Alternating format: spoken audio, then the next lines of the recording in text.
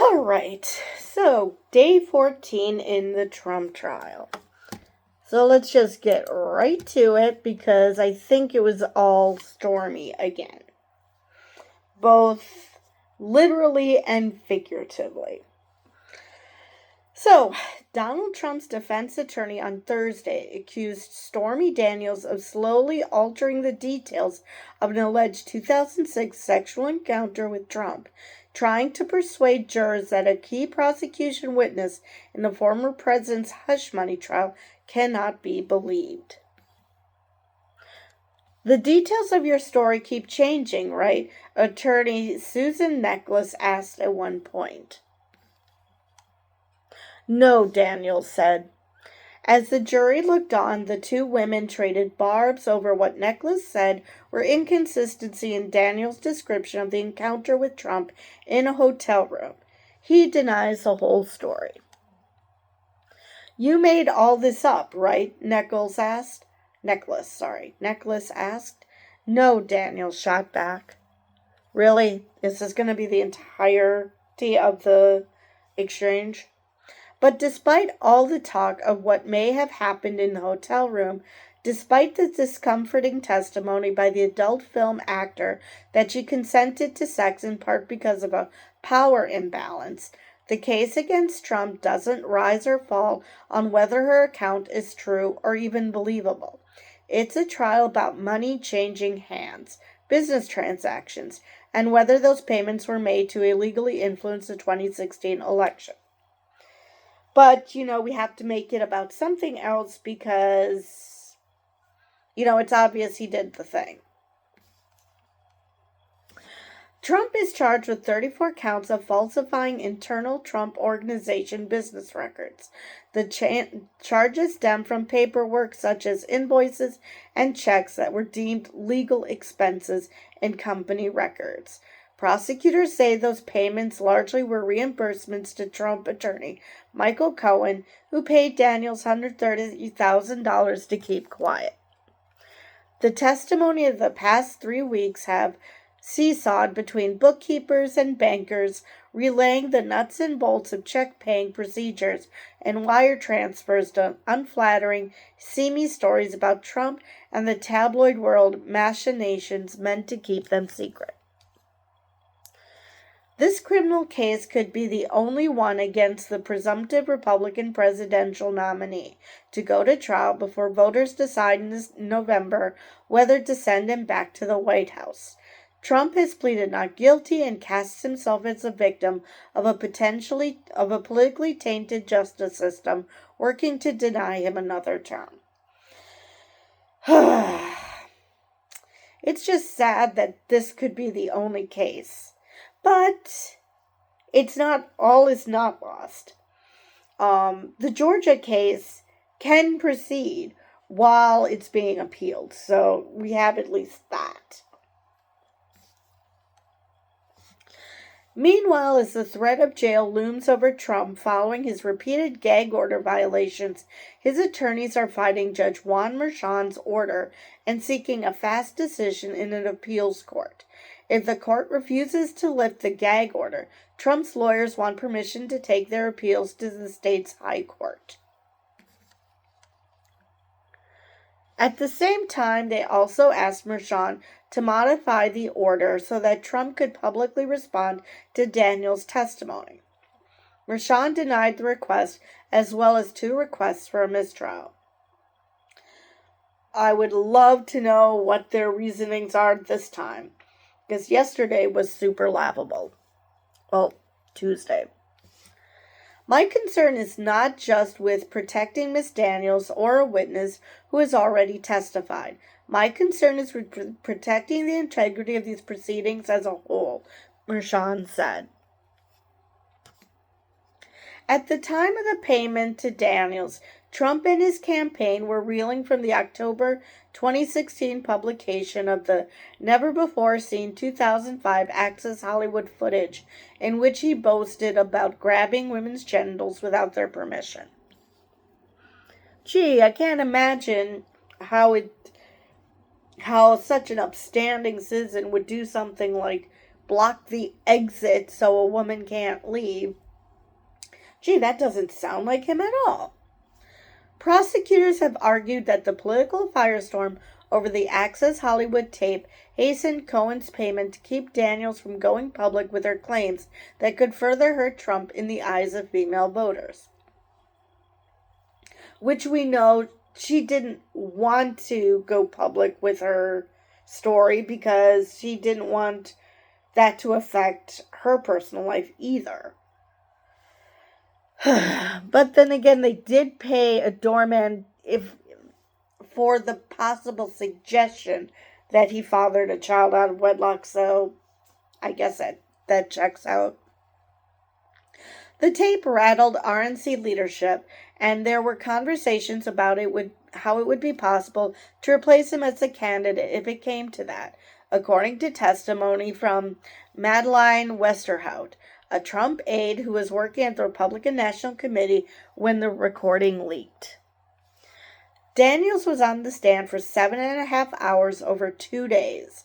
During questioning from prosecutors, she relayed in graphic detail what she has said happened during their encounter after the two met at a celebrity golf outing at Lake Tahoe, where sponsors included the adult film studio where she worked.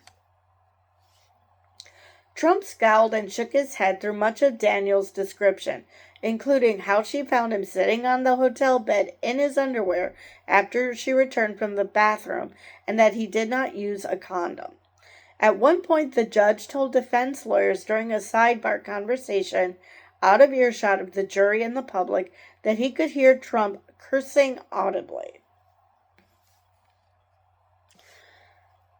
Trump's lawyers had sought to paint Daniels as a liar and extortionist who tried to take down Trump after drawing money and fame from her story about him. And they say the hush money payments were an effort to protect his reputation and family, not his campaign, by shielding them from embarrassing stories about his personal life.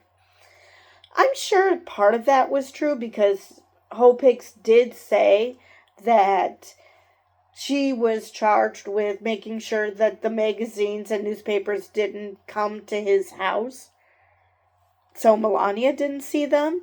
So I'm sure that's part of it. Maybe back then he actually did give a small damn about his family. But that doesn't mean that the main reason wasn't the campaign. It just means that there could possibly have been another reason.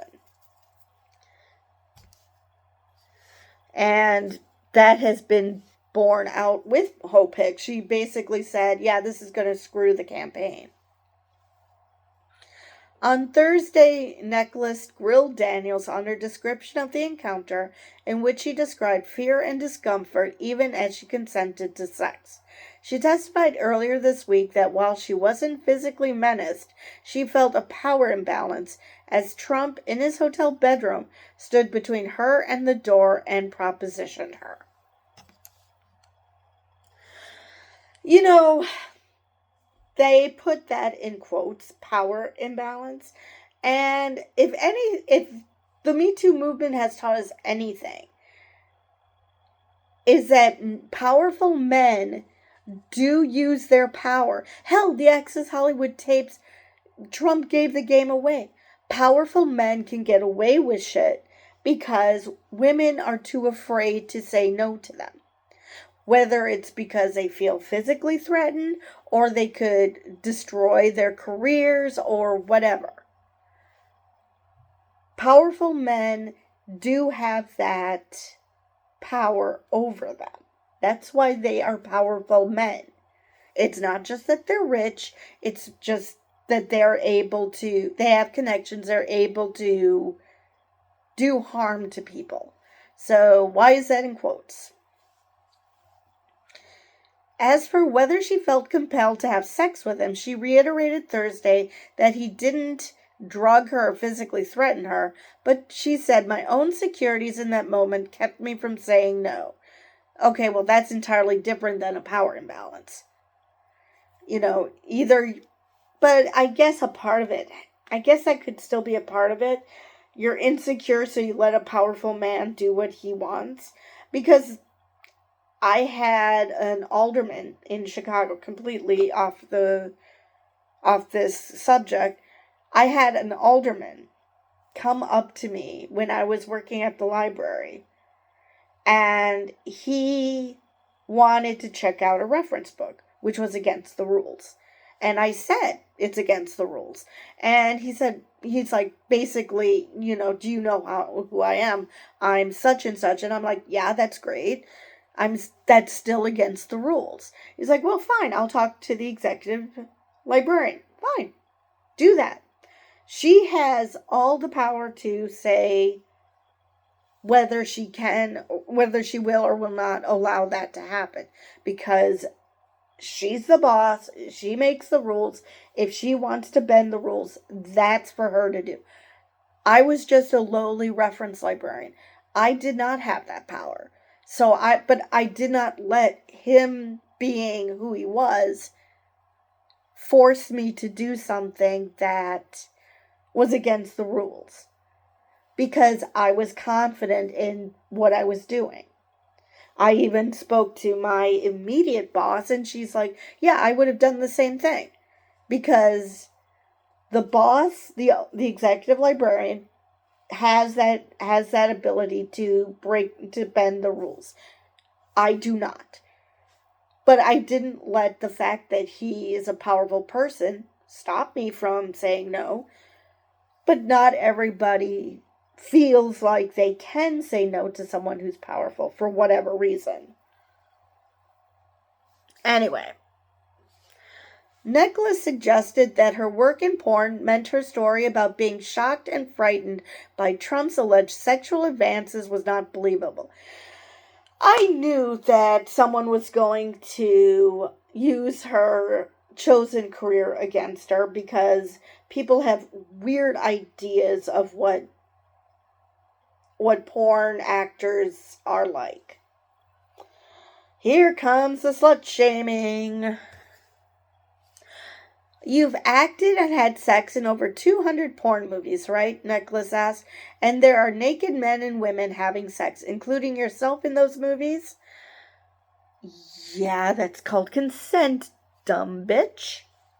Nicholas continued.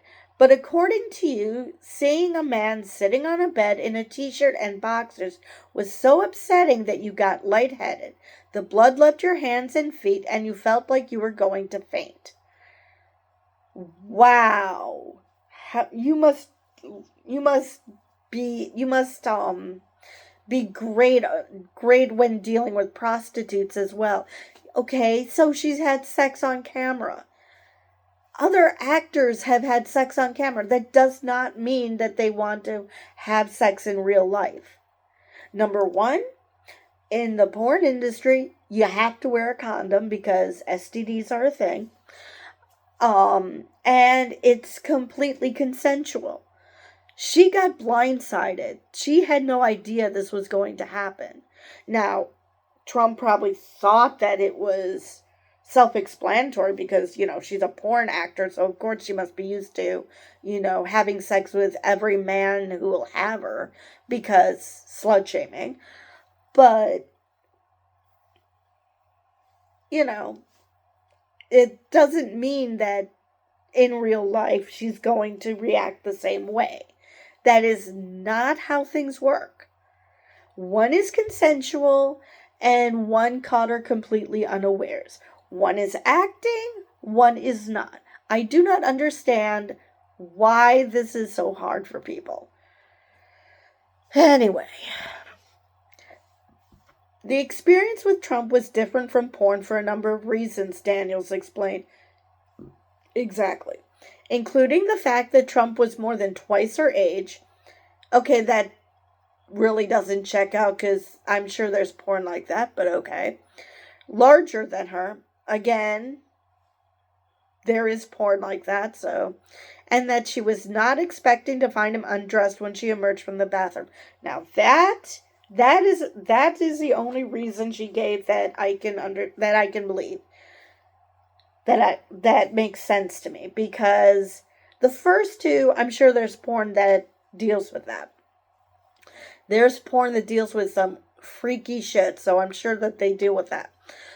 But the fact that this was not expected, yeah, that is different. I mean, she might be in porn movies where she fakes this being unexpected, but they know the script. So even though they're pretending it's unexpected doesn't mean it actually is. This is real life. It actually was unexpected. I came out of a bathroom seeing an older man that I wasn't expecting to be there, she said. Wait a minute. Wasn't this his room? Why wouldn't she expect that? Or just the nakedness part? Nichols pressed her necklace. Why is that name so hard for me? Nicholas pressed her on why she accepted the payout to keep quiet instead of going public. Why didn't you do that? She asked, wondering why Daniels didn't hold a news conference as she had planned. Because we were running out of time, Daniels said.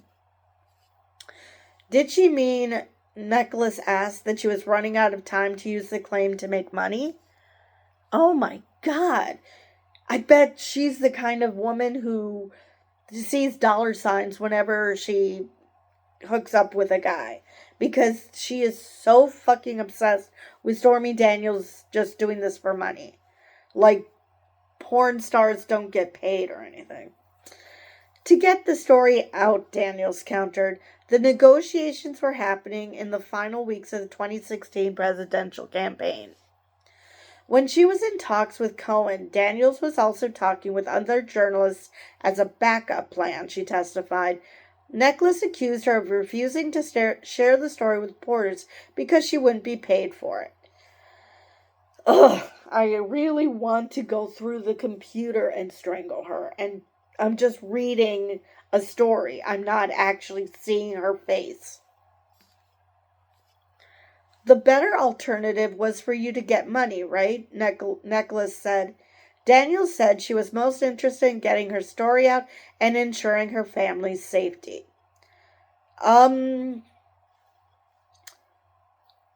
What about her family's safety? I would think keeping it quiet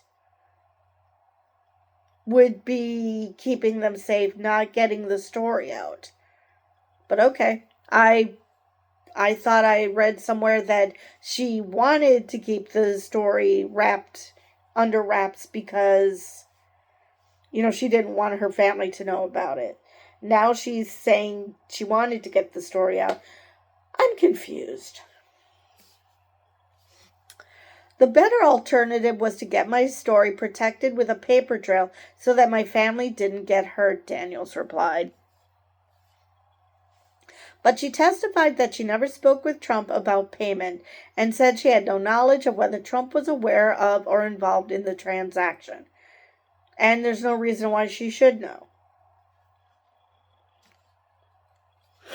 You have no personal knowledge about his involvement in that transaction or what he did or didn't do, Trump lawyer Susan Nicholas asked.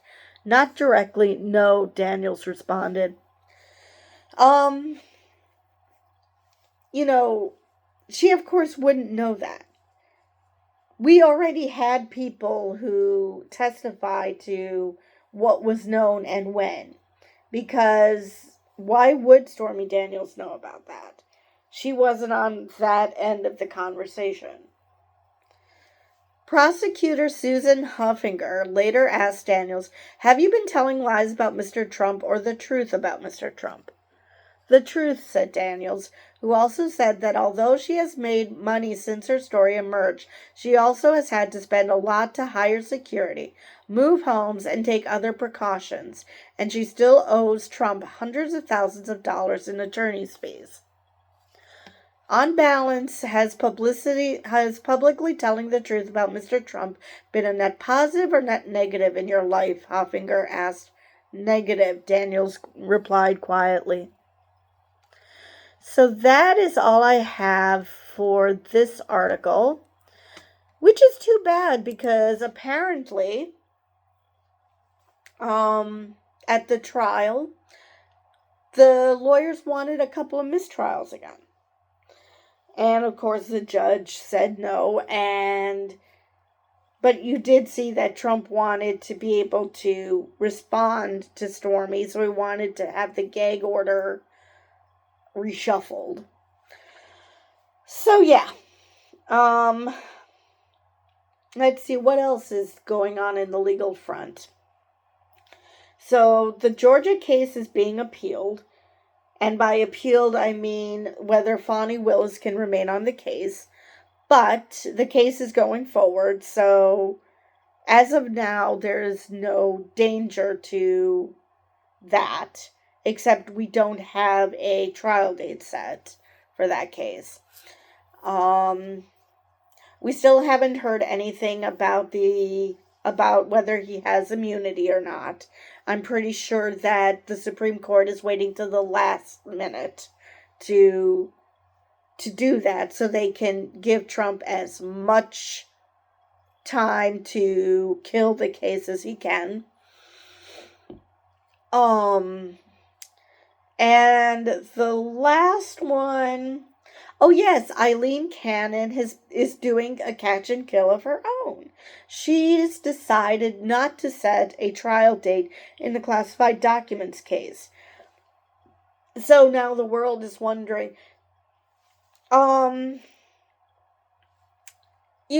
special prosecutor, why the hell haven't you put into motion a recusal, make her recuse herself, and have the 11th Court of Appeals, kick her out, because it's so obvious what she's doing. She's not even trying to hide the fact that she's trying to help the guy that put her in this position. So, at least the Supreme Court is pretending that, that they're taking this seriously, when in reality they want to give Trump as much time as possible. She's not even pretending. She's just like, I'm not going to even, I've got so much other stuff to prepare to even get this case going that I can't set a date. So yeah. Oh yes, and this isn't legal, but on the legal front. But one of the delegates that was selected to go to the Republican National Convention was Barron Trump, his 18-year-old son. And part of me is thinking that he's doing this to ensure that even if Florida doesn't go for Trump, that it'll still go for Trump. Now, we know nothing about Barron. We don't know what he thinks of his father. So that ploy may or may not work. Barron might get to the convention and he might be truthful. If Trump wins Florida, then there's no problem. If Biden wins, Barron could easily say, no, I'm not going to rock the boat. We don't know. So I'm not going to say that, obviously this is Trump trying to rig things in his favor. But I don't know. Barron is a wild card. We do not know if he would go along with that. Maybe he would, maybe he wouldn't. We really don't know enough about him to say either way. But, I believe that's all I have for this video. And with that, I will see you guys in the next one.